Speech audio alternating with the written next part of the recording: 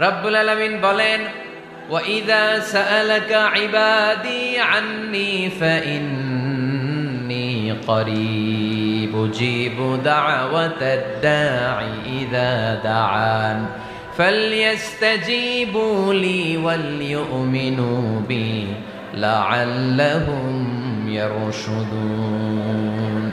রব্বুল আলামিন বলেন, নবী হে, আমার বান্দারা যখন তোমাকে জিজ্ঞেস করে আমি কোথায়, তুমি বলে দাও ইন্নী করিব, আমি কাছে। আল্লাহু আকবার, তিনি কাছে। আল্লাহর হাবিব সাল্লাল্লাহু আলাইহি ওয়াসাল্লামকে আল্লাহ কমান্ড দিলেন, আপনি বলে দেন যখনই উম্মতেরা জিজ্ঞেস করবে আল্লাহ কোথায়, আমি কোথায়, আপনি বলে দেন ফাইন্নী করিব, আমি কাছে। আরেক জায়গায় আল্লাহ ব্যবহার করলেন আকরাব, কাছে না। করিব মানে কাছে, আর আকরাব মানে সবচাইতে কাছে, the closest one, the most